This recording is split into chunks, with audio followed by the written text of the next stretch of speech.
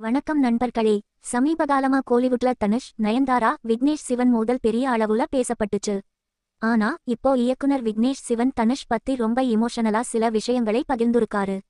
அது என்னன்னு இந்த வீடியோல பார்க்கலாம்.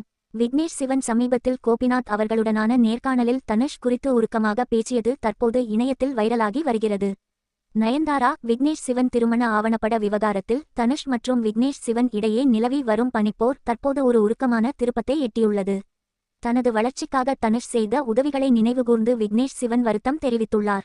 நெட்ஃபிளிக்ஸ் தளத்தில் வெளியான நயன்தாராவின் திருமண ஆவணப்படத்தில் தனுஷ் தயாரிப்பில் விக்னேஷ் சிவன் இயக்கிய நானும் ரவுடிதான் திரைப்படத்தின் சில நொடி காட்சிகளை பயன்படுத்தியது தொடர்பாக சிக்கல் எழுந்தது.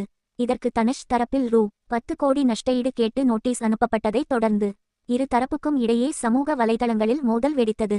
நீண்ட மௌனத்திற்கு பிறகு இந்த விவகாரம் குறித்து பேசியுள்ள விக்னேஷ் சிவன், தனுஷ் உடனான நட்பு முறிந்ததை எனது வாழ்க்கையின் மிகப்பெரிய இழப்பாக கருதுகிறேன். எங்களின் இந்த நிலைக்கு காரணமாக இருந்தவர் அவர்.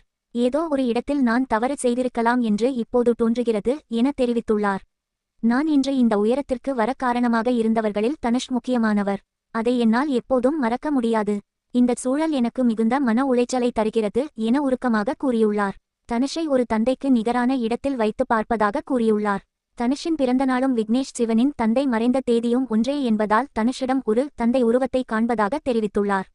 வேலையில்லா பட்டதாரி VIP படப்பிடிப்பின் போது 2 ஆண்டுகள் தனுஷுடன் நெருக்கமாக இருந்ததை நினைவு கூர்ந்தார்.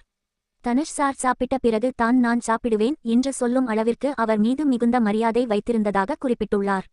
விக்னேஷ் சிவனின் இந்த திடீர் மனமாற்றம் மற்றும் சமரச பேச்சு தனுஷ் தரப்பை சமாதானப்படுத்துமா என்ற எதிர்பார்ப்பை ஏற்படுத்தியுள்ளது.